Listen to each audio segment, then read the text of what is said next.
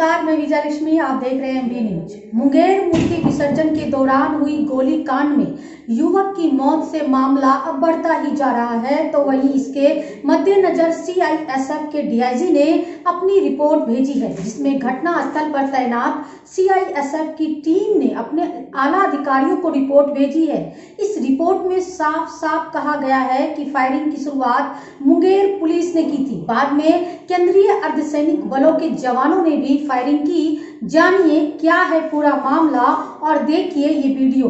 दुर्गा पूजा विसर्जन के टाइम पे एक अप्रिय घटना हुई।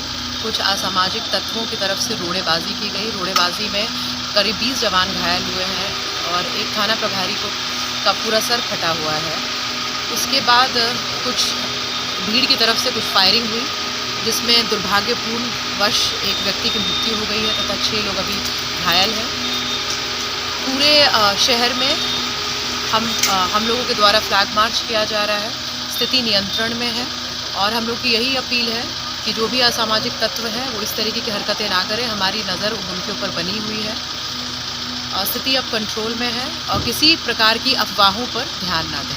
इस सीआईएसएफ के डीआईजी की रिपोर्ट के मुताबिक मुंगेर कोतवाली थाना के कहने पर सीआईएसएफ की टीम को मूर्ति विसर्जन जुलूस की सुरक्षा ड्यूटी के लिए जिला स्कूल स्थित कैंप से भेजा गया था। 26 अक्टूबर की रात 11:20 पर सीआईएसएफ के 20 जवानों की टुकड़ी तैनात हुई, जिसमें मुंगेर पुलिस ने इन 20 जवानों को 10-10 के 2 ग्रुप में बांट दिया।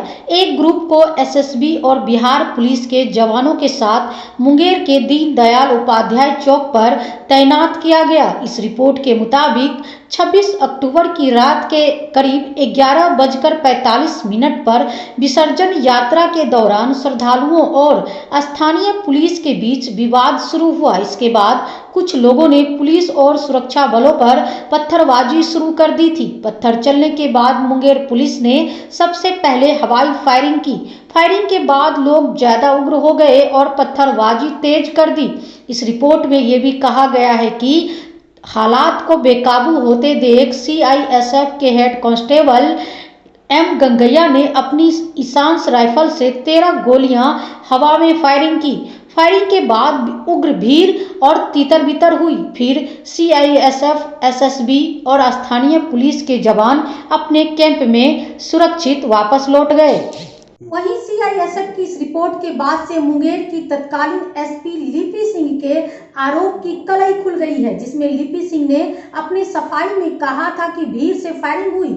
उन्होंने ये भी आरोप लगाया था कि भीड़ के हमले से दर्जनों पुलिस जवान घायल हो गए, लेकिन सीआईएसएफ की रिपोर्ट में जवानों के घायल होने का कोई जिक्र नहीं है, जबकि श्रद्धालु मान्यताओं के अनुसार प्रतिमा विसर्जन करना चाह रहे थे, लेकिन प्रशासन अपने निर्देश के मुताबिक प्रतिमा विसर्जन कराने पर आमदा थे।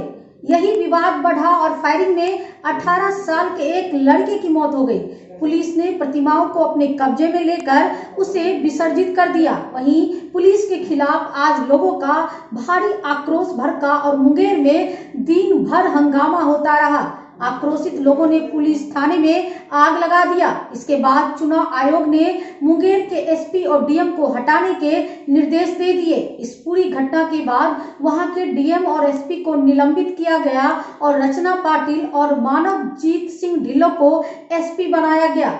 ऐसे और भी बड़ी खबरों के लिए बने रहिए एमबी न्यूज के साथ और हमारे चैनल को लाइक, सब्सक्राइब और शेयर करना ना भूलें। धन्यवाद।